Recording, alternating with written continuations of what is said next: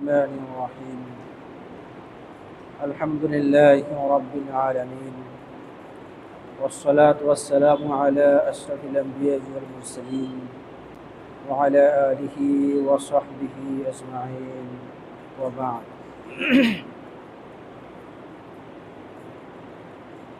الله جل جلاله وعم نواله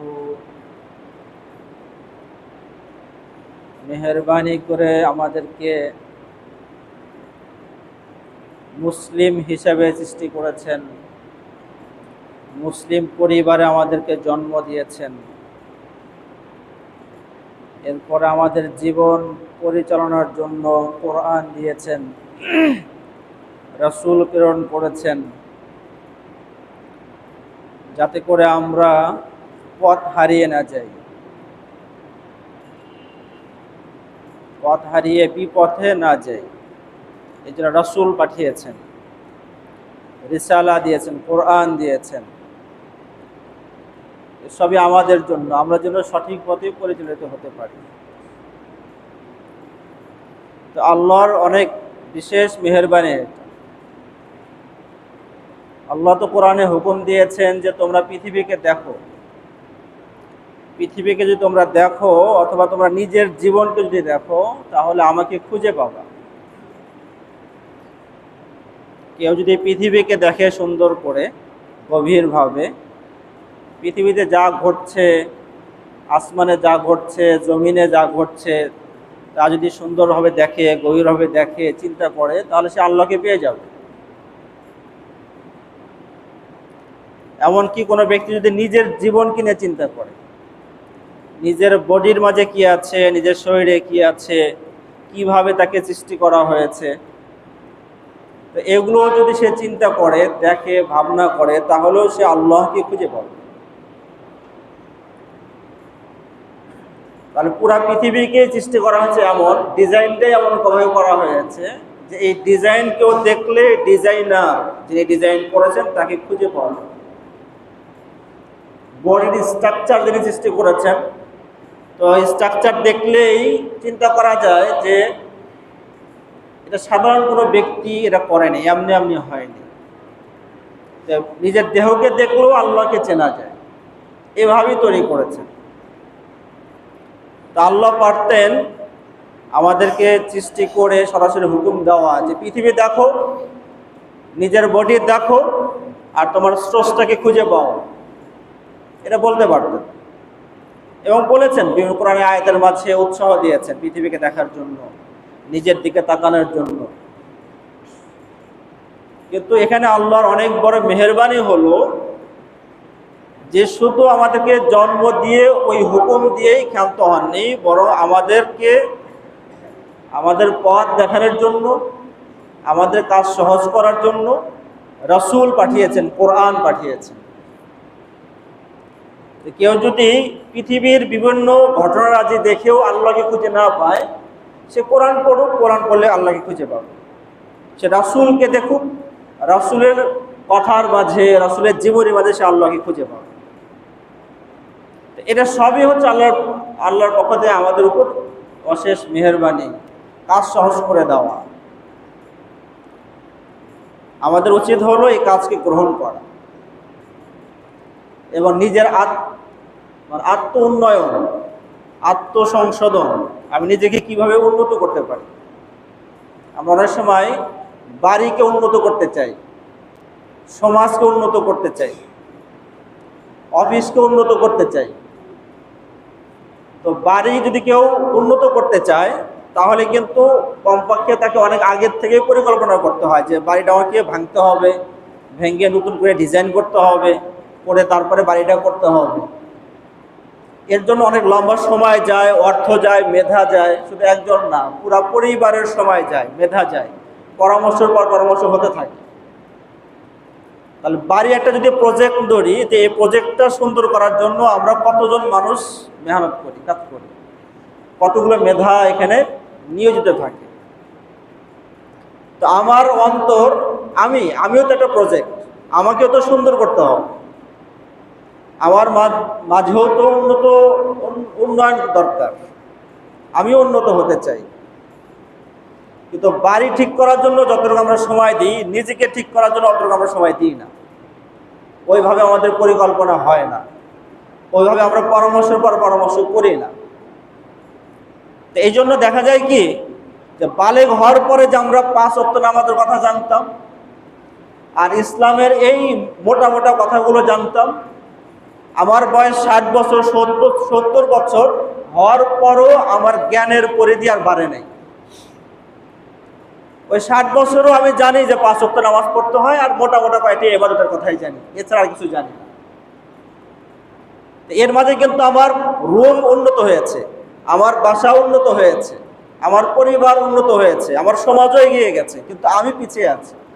আমার জ্ঞান ইসলাম সম্পর্কে আমার জানা শোনা এর মাঝে কোনো পরিবর্তন আসে না।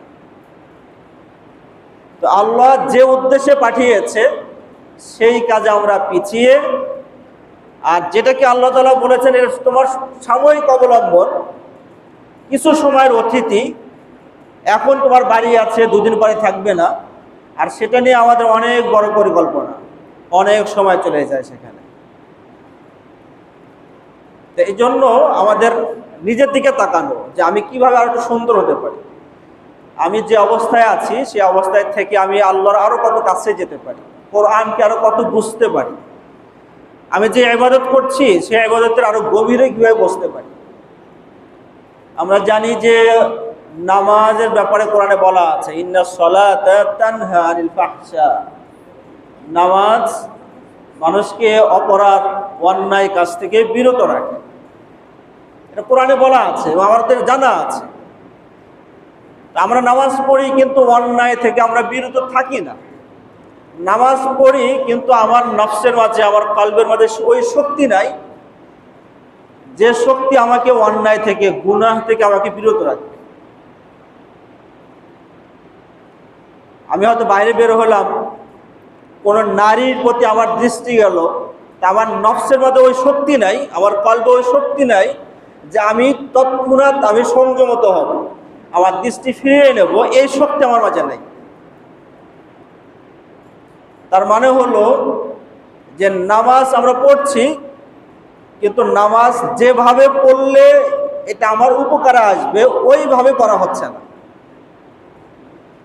রুকু হচ্ছে, সেজদা হচ্ছে, সবই হচ্ছে, কিন্তু রুকু সেজদার মাঝে যে স্পিরিটটা দরকার ছিল, যে স্পিরিট আমার রুহের খাদ্য যোগাবে, যে স্পিরিট আমার নফসকে শক্তিশালী করবে, আমার কলবকে শক্তিশালী করবে, সেই স্পিরিটের অভাব আছে। এই অভাবটা কেন?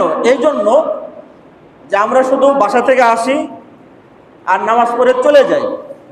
নামাজের মাঝে কি তাৎপর্য আছে, নামাজের মাঝে আল্লাহর সাথে কি কানেকশন আছে, এই বিষয়গুলো নিয়ে আর ভাবি না, মোজাকারাও করি না, পড়াশোনাও করি না, জানিও না, চিন্তাও করি না। এই জন্য নামাজ পড়তে থাকি, কিন্তু নামাজ আমাকে ওইভাবে উপকারটা দেয় না।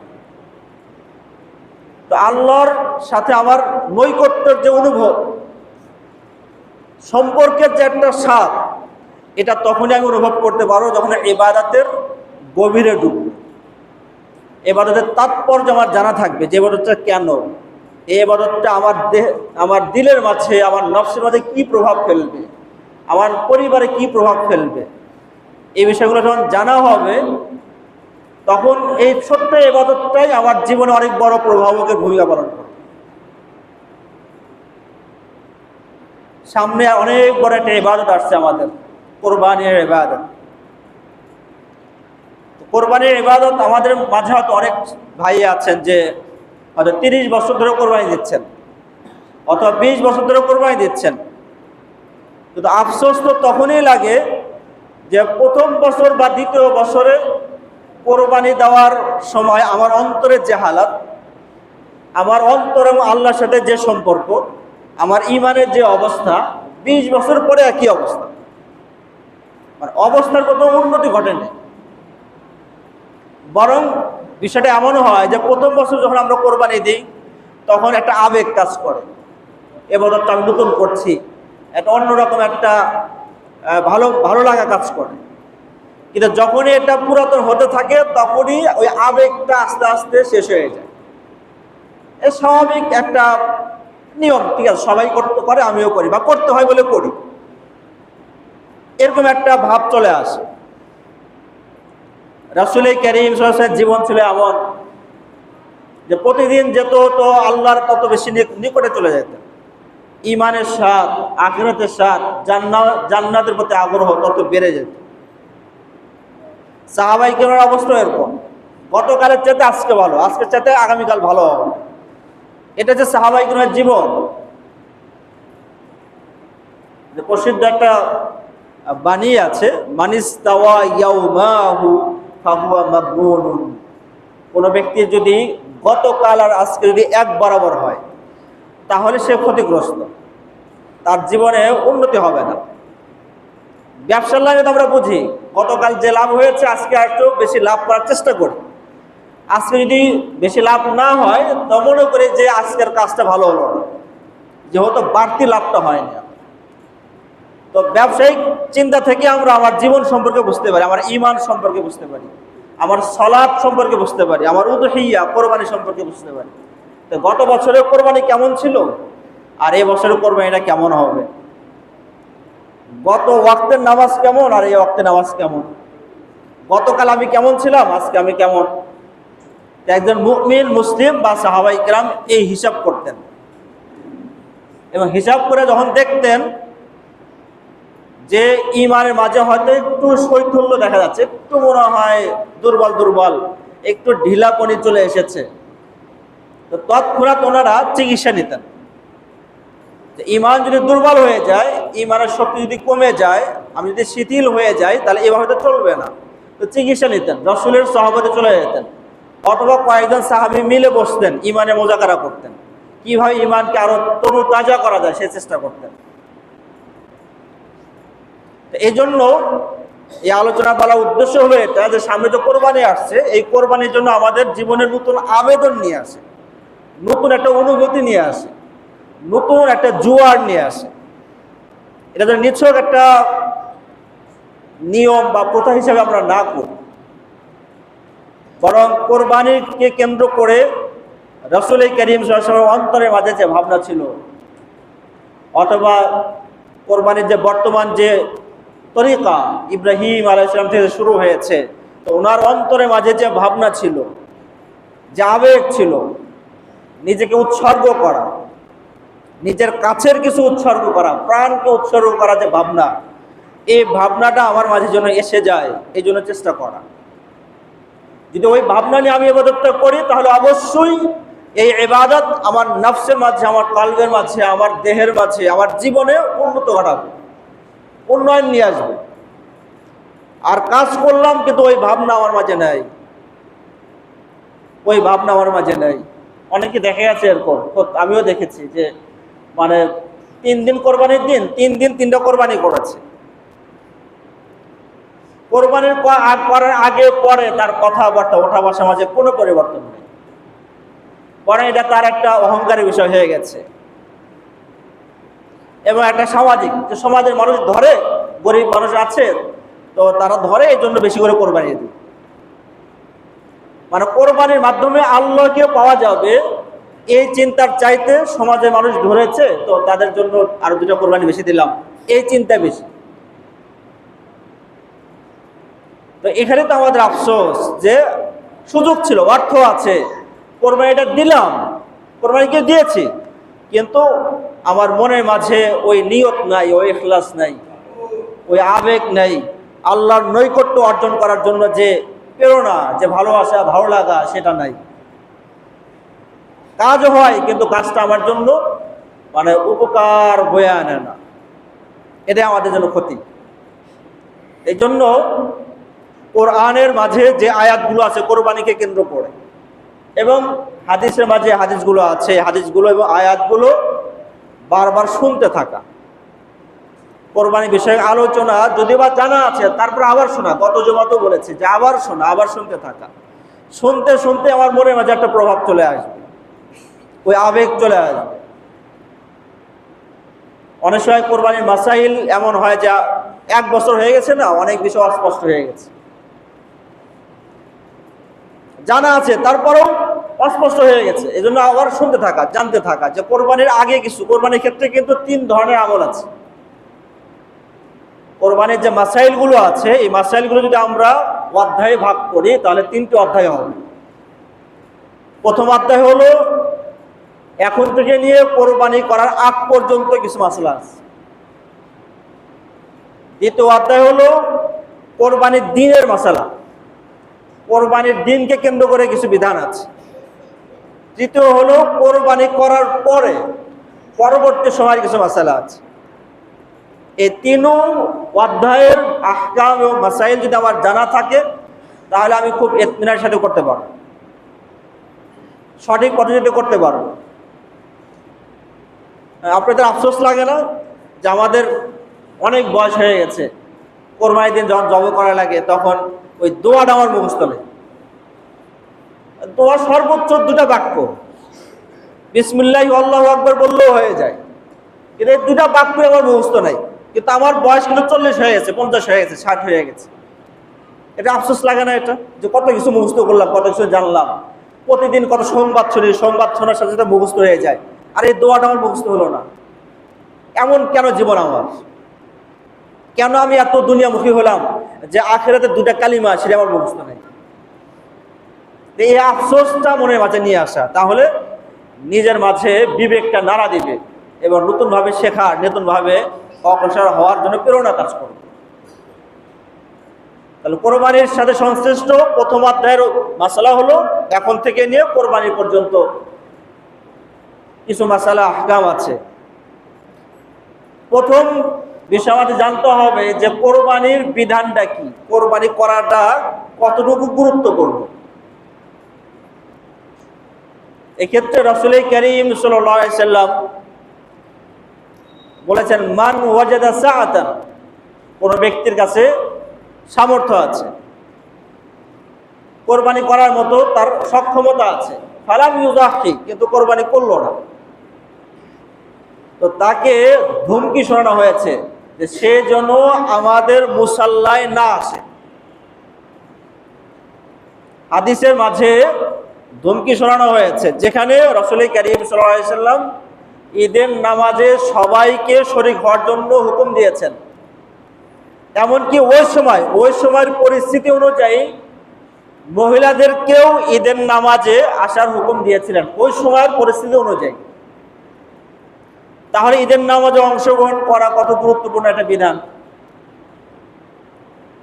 সেখানে রাসূল বলছেন যে সমর্থ ছিল, সক্ষমতা ছিল, কোরবানি করে নাই, সেজন্য আমাদের মুসল্লায় না আসে। চিন্তা করেন যে রাসূলের মুসল্লা মানে হচ্ছে রাসূলের উম্মাহ, তাই না? মদিনার মাঝে যারা মুমিন, যারা মুসলিম উম্মাহের মাঝে অন্তর্ভুক্ত, তারা সবাই রাসূলের মুসল্লার একজন মুসল্লি।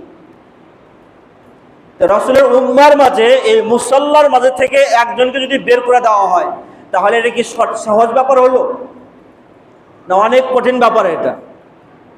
এটা অনেক কঠিন ব্যাপার। আপনার পরিবারের মাঝে 5 জন লোক আছে, ঈদের দিন যদি বলেন যে 5 জনের ভিতরে একজন বের হয়ে যেতে হবে, সেই ঈদের জিনিস, ঈদের গোশত খেতে পারবে না, তো এই সিদ্ধান্ত কি সহজ? কখনোই সহজ না, অনেক কঠিন সিদ্ধান্ত। রাসূল কারীম সাল্লাল্লাহু আলাইহি ওয়াসাল্লাম এই সিদ্ধান্ত নিয়েছেন যে কারো সক্ষমতা আছে এরপরও কোরবানি করে নাই, সেই জন্য আমাদের মুসল্লায় না থাকে, মানে ওই মুসল্লা মানে উম্মাহের মুসল্লা, সেজন্য এই উম্মার মাঝে না থাকে, এমন একটা ভাবনা, এমন একটা নির্দেশনা ওখানে ইঙ্গিত করেছেন।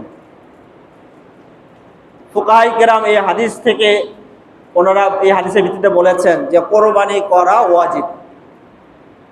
ওয়াজিব বিধানে এমন যা না করলে এরকম ধরনের ধমকি শোনানো হয়, এরকম ধরনের শক্ত শাস্তির কথা, লাআনের কথা উল্লেখ করা হয়। না যে সুন্নত যদি হয়, তো সুন্নতের ক্ষেত্রে সাধারণত এত কঠিন বাণী, এত কঠিন কথা বলা হয় না।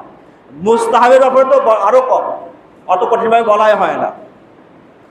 তো এই ধমকি বা এই শাস্তি বা এই সিদ্ধান্ত থেকে এর ভিত্তিতে বোঝা যায় এই বিধানটা স্বাভাবিক নয়, মুস্তাহাবও নয়, সুন্নত নয়, বরং ওয়াজিব। সক্ষমতা থাকলে আপনাকে পালন করতেই হবে। এই হাদিসটার বিধানটা বা এই গুরুত্ব আরো বেশি বোঝা যায় আমরা সূরাতুল কাউসার এর মাঝে আমরা পড়ি, তেলাওয়াত করতে থাকি, ফাসাল্লি লিরাব্বিকা ওয়ানহার। এই 3টা শব্দ আছে, ফাসাল্লি, আপনি নামাজ পড়ুন, লিরাব্বিকা, আপনার রবের জন্য, ওয়ানহার। ওয়ানহার নাহার, নাহার বলা হয় হলো উট কোরবানিকে নাহার বলে। তো অনেক মুফাসসিরিন এই আয়াতের ব্যাখ্যা করেছেন যে ফাসল্লি, এই সলাত উদ্দেশ্য সলাতুল ঈদ, ঈদের নামাজ পড়েন এবং নামাজ পড়ার পর আপনি কোরবানি করেন। ওয়ানহার, কোরবানি করেন, কোরবানির নির্দেশ দেওয়া হয়েছে। তো এর ভিত্তিতেও ফুকাহায়ে কেরাম বলেছেন কোরবানি করা ওয়াজিব যদি সক্ষমতা থাকে। এবং রাসূল কারীম সাল্লাল্লাহু আলাইহি ওয়াসাল্লাম এভাবে আমল করতেন। ঈদের দিন প্রথমে নামাজ পড়তেন, নামাজের পরে কোরবানি করতেন। বারা ইবনে আযিব রাদিয়াল্লাহু আনহু বর্ণনা করেছেন, রাসূল কারীম সাল্লাল্লাহু আলাইহি ওয়াসাল্লাম বলেন যে ইন্না আউওয়ালা মা নাবদাউ বিহি ফি হাযাল ইয়াউম, ঈদের দিনের প্রথম কাজ হলো আমাদের আন নুসাল্লিয়া, আমরা নামাজ পড়ব, সালাত আদায় করব, এটা প্রথম কাজ। সুম্মা নারজি ফানানহা, এরপর আমরা ফিরে যাব এবং নাহার করব, মানে উট কোরবানি করব। ঈদের দিন প্রথমে নামাজ, তারপরে নাহার। সূরাতুল কাউসারের মাঝে প্রথমে বলা হয়েছে ফাসল্লি, সালাত আদায় করেন, তারপরে ওয়ানহার, নাহারের কথা বলা হয়েছে। অর্থাৎ নাহার করা ওয়াজিব, করতে হবে আপনাকে যদি আপনার সক্ষমতা থাকে। আর না হলে আপনার ওই ধমকির কথা স্মরণ রাখা উচিত যে রাসূল কিন্তু আমাকে মুসাল্লা থেকে বের করে দিয়েছেন। কল্পনা করবেন এভাবে যে রাসূলের মুসাল্লা কায়েম করা হয়েছে, সেই মুসাল্লার মাঝে মুসলিমা তারা অংশগ্রহণ করেছে, আর আমি হতভাগা সেই মুসাল্লায় যেতে পারতেছি না, কেন? কোরবানি করিনি। সেই কথাটা, সেই অবস্থাটা একটু কল্পনা করেন, তাহলে বুঝবেন যে কোরবানির গুরুত্ব কেমন। সক্ষমতা নাই, ওরকম ধরনের আমার অর্থ সম্পদ নাই, কিন্তু এরপরেও চেষ্টা করা জরুরি না, কিন্তু চেষ্টা করা কোরবানির জন্য। যেহেতু আমার অনেক অর্থ নাই, সম্পদ নাই, আমার উপর ওয়াজিব না, কিন্তু বিশাল বড় একটা কোরবানি, বিশাল বড় একটা ইবাদত, শিআর পর্যায়ের ইবাদত, এই ইবাদত থেকে আমি মাহরুম কিভাবে থাকবো? চেষ্টা করি না, দেখি হয় কিনা। রাসূল কারীম সাল্লাল্লাহু আলাইহি ওয়াসাল্লামের কাছে মানে নিসাব পরিমাণ সম্পদ ছিল, এরকম ধরনের নিয়মিত সম্পদ ছিল, এরকম রিওয়ায়াতে পাওয়া যায় না। কিন্তু এরপরেও রাসূল কারীম সাল্লাল্লাহু আলাইহি ওয়াসাল্লাম মদিনার ভিতরে 10 বছর ছিলেন, প্রতি বছরই কোরবানি করেছেন। মানে সক্ষমতা ছিল, নেশা পরিমাণ সম্পদ ছিল, এরকম বর্ণনা নাই, তার মানে এরকম হয়তো ছিল না, কিন্তু কোরবানি করেছেন।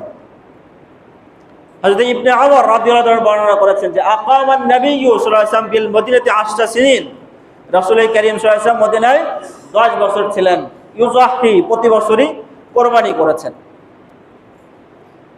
আপনার সক্ষমতা না থাকলেও এই ইবাদত থেকে মাহরুম না হওয়ার চেষ্টা করা।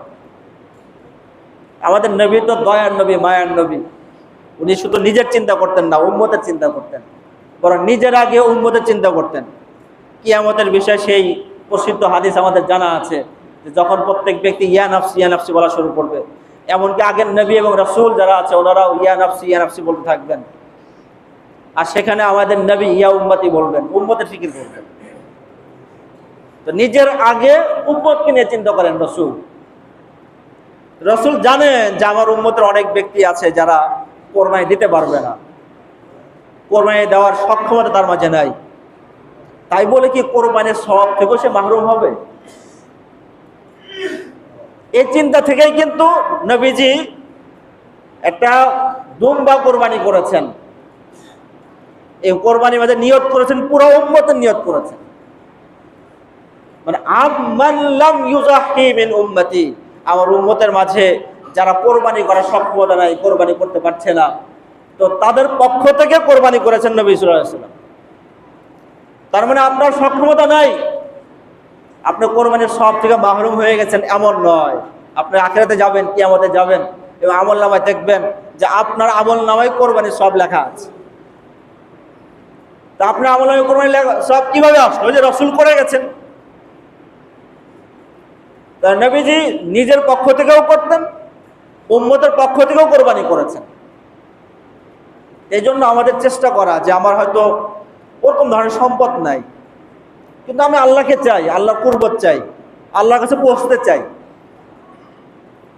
মানে কোরবানি এমন একটা ইবাদত, যে ইবাদত করলে আমি আল্লাহর কাছে পৌঁছে যাব, এখানে মাঝখানে আর কোনো পর্দা নেই, কোনো পর্দা নেই। হাদিসের মাঝে রাসূল কারীম সাল্লাল্লাহু আলাইহি ওয়াসাল্লাম বলেছেন যে ইন্নাদ দামা লা ইয়াকাউ মিনাল্লাহি বিমাকানিন ক্বাবলা ইয়াকা মিনাল আরদ। মানে এত গুরুত্ব সহকারে, এত আবেগী শব্দ মানে খুব কম ইবাদতের ক্ষেত্রে এসেছে। যখন নাকি আমরা কোরবানি করি তখন রক্ত খুব স্পিডে, খুব দ্রুত কিন্তু পড়ে যায় নিচে। রাসূল বলছেন যে রক্তের ফোঁটা জমিনে পড়ার আগেই আল্লাহর কাছে পৌঁছে গেছে। তো এর চাইতে আরো কত সুন্দরভাবে, কত আবেগময় ভাষায় বুঝাবেন। আমি নামাজ পড়ছি, নামাজ আল্লাহর কাছে পৌঁছলো কি পৌঁছলো না আমি কিন্তু দেখি না, মানে দেখার মতো কোনো আলামত আমার কাছে নাই। কিন্তু কোরবানি যে আল্লাহর কাছে পৌঁছেছে এটা একটা আলামত, এটা যে কোরবানির রক্ত জমিনে পৌঁছে মানেই পৌঁছার আগে আল্লাহর কাছে পৌঁছে গেছে। এটা একটা আলামত, আলামত দেখেও অন্তরের মাঝে প্রশান্তি আসতে পারে, শান্তি আসতে পারে। এত বড় ইবাদত থেকে আমি কিভাবে মাহরুম থাকি? এই জন্য যদি সক্ষমতা না থাকে, খুব চাপ নিয়ে অনেক ঋণ করে আমাকে কোরবানি করতে হবে এটা জরুরি না, কিন্তু আমার আবেগ, আমার আগ্রহ থাকা দরকার, দেখি একটু চেষ্টা করে হয় কিনা। যদি হয় তাহলে আমি কোরবানি করব। তাহলে কোরবানির আগের প্রথম বিধান হলো যে কোরবানি করা ওয়াজিব যদি আমার সামর্থ্য থাকে। সামর্থ্যের ইয়া হলো যদি আমার কাছে নেশাব পরিমাণ সম্পদ থাকে। নেশাব পরিমাণ মানে হলো যদি স্বর্ণের রূপার হিসাবে 52.5 তোলা রূপার যদি আমার কাছে থাকে বা এর সমপরিমাণ মূল্যের কোনো সম্পদ থাকে, তাহলে আমার উপরে কোরবানি ওয়াজিব হয়ে গেছে। কোরবানি 3 দিন, এই 3 দিনের ভিতরে এতটুকু সম্পদ থাকলে কোরবানি আমার উপর ওয়াজিব। 52.5 তোলা এখন আমাদের আশেপাশে হিসাব করে দেখতে পারি যে এখন বর্তমান বাজার হিসেবে কত। তো খুব বেশি হবে না, হয়তো 80-90 হাজার, বা খুব বেশি 1 লাখ 1,10,000 এরকম হবে। তো এতটুকু টাকা যদি আমার কাছে থাকে তো আমার উপর কোরবানি ওয়াজিব, কোরবানি করতে হবে। আর যদি এর চাইতে কম থাকে, 52.5 তোলার কম যদি থাকে, তাহলে আমার উপর কোরবানি ওয়াজিব না। বাকি আমি করতে পারি, কোরবানি করার রাস্তা আমার জন্য খোলা আছে, দরজা আমার জন্য খোলা আছে। তো আল্লাহ তাআলা আমাদেরকে কোরবানির ইবাদতে শরীক হওয়ার তৌফিক দান করেন, এবং যাদের সক্ষমতা আছে, সামর্থ্য আছে, তাদের মাঝে আরো বেশি যেন ইখলাসপূর্ণ হয়, এই জন্য আল্লাহ তাআলা যেন তৌফিক দান করেন। আর যাদের সামর্থ্য নাই, আল্লাহ তাআলার জন্য সময় যেহেতু আছে, তো তাদের সামর্থ্য এবং সক্ষমতা অর্জন করার তৌফিক দান করেন এবং মুশকিলাত হল করে দেন। দোয়া করতে থাকা, দোয়া করতে থাকা, মানে আল্লাহ তাআলা কখন কাকে কি দেয়। মানে আল্লাহ কোরআনের মাঝে কিন্তু অনেক জায়গায় বলেছেন যাওয়ার এখান থেকেই মানে ব্যবস্থাটা হবে, এটা নির্দিষ্ট না করা যে আমি চাকরি করি তো আমার স্যালারি থেকে সবকিছু হবে, এটা ধর নির্দিষ্ট করে ধর রিজিকটা নির্দিষ্ট হয়ে যায়। আর যখন আমি বলি যে না আল্লাহ ব্যবস্থা করবেন, তখন রিজিকটা ব্যাপক হয়ে যায়। সেটা এখান থেকে হতে পারে, ওখান থেকে হতে পারে, ওখান থেকে হতে পারে, যে কোনো জায়গা থেকে হতে পারে। তো আল্লাহর রিজিক কেন আমি সংকীর্ণ করব যে ওই ব্যক্তি থেকে হতে হবে বা স্যালারি থেকেই হতে হবে? চেষ্টা করা, ইয়া আল্লাহ আমার আবেগ, আমার আশা, আমি কোরবানি করতে চাই, আপনি একটু ব্যবস্থা করে দেন। তো দেখবেন যে আপনার কল্পনা নাই এমন জায়গাতেও ব্যবস্থা হয়ে গেছে ইনশাআল্লাহ। আল্লাহ তাআলা সহজ করেন। যারা সুন্নাত পড়েন সুন্নাত পড়েন।